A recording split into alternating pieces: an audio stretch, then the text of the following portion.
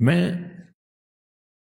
سن 2000 تک 2002 3 4 تک غالباً اسلام آباد میں ملاقاتیں کرتا تھا لوگوں سے.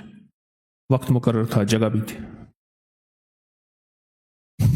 ایک صاحب وہ ہر دفعہ آتے تھے، مریض آنے کا نہیں ہے، وہ آئی سی یو میں اور گزشتہ 2.5 پونے 3 سال سے کومے میں ہے، بے ہوش ہے، نہیں آ سکتا، آپ دیکھ لیں. میں گیا تو مریض کو دیکھا تو بالکل بے ہوش پڑا ہوا ہے. بہت بڑے اپنے شعبے کے بڑے تھے وہ شخص، ملک بھر کے بڑے لوگوں میں ان کا شمار ہوتا تھا. میں نے دیکھا نا، مجھ سے کہنے لگے کوئی کہتا ہے جادو ہے، کوئی کہتا ہے مرض ہے. 2.5 سال سے خاتون پڑی ہے، اس کو ہوش نہیں آیا، نہ زندہ ہوتی ہے نہ مرتی ہے. اللہ کی طرف سے میرے دل میں کچھ اللہ نے چھوٹا موٹا جو اپنے علم میں سے علم کا ذرہ عطا کیا ہے، اللہ کے پاس تو علم کے خزانے ہیں.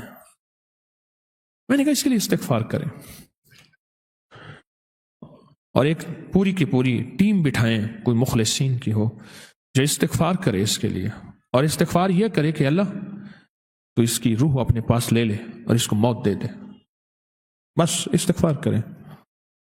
اسے کہنے لگے موت؟ میں نے کہا سچ تو یہی ہے جو میری سمجھ میں آئی ہے، میں اپنی سمجھ کا دعویٰ نہیں کرتا. کچھ عرصے کے بعد وہاں کی ایک خاتون آئی، نرس، ریٹائر ہونے کے قریب تھی.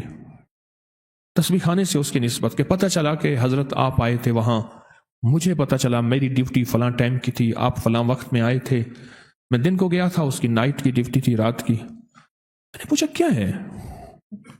مجھے تو وہ خاتون کسی پکڑ میں نظر آئی ہے. مجھے کہنے لگی حضرت ہم بول نہیں سکتے، بڑے لوگ ہیں. اس کی ایک ملازمہ اور اس کی ملازمہ کا بچہ تھا، گھر میں کام کرتی تھی. اس کے بچے نے اٹھا کے کوئی چیز کھا لی جو اس کے دسترخوان پہ پڑی تھی. اس کو غصہ آیا، اندر گئی تو وہ چمٹا جس سے روٹیاں الٹ پلٹ کرتے ہیں گرم، وہ چمٹا اٹھا کے ملازمہ کے بچے کی زبان اس سے کھینچی. اس کی زبان جل گئی، بیچارہ چیختا رہا. ماں اسے لے گئی، معافیاں مانگتی رہی ماں. بس کچھ ہی عرصے کے بعد اس کے سر میں درد ہوا اور سر میں درد کے بعد بے ہوش ہو گئی اور آج تک ہوش میں نہیں آئی. اللہ کے نبی علیہ الصلوۃ والسلام میرے کملی والے فرماتے ہیں میں 70 دفعہ صبح اور 70 دفعہ شام استغفار کرتا ہوں.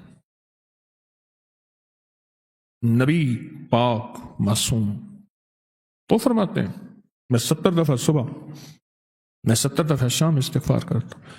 وہ استغفار بنیادی طور پہ میرے آپ کے لیے ہے، وہ استغفار بنیادی طور پہ میرے آپ کے لیے ہے. مجھے بتانا ہے، آپ کو بتانا ہے، امت کے لیے کرنا ہے.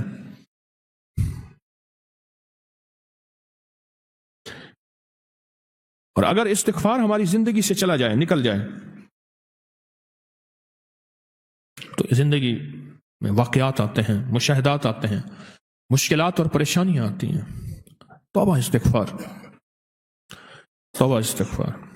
اس استغفار کی انسان کو ضرورت ہے، میت کو ضرورت ہے، بچوں کو ضرورت ہے، اولاد کو ضرورت ہے، موجودہ نسلوں کو ضرورت ہے، آنے والی نسلوں کو ضرورت ہے.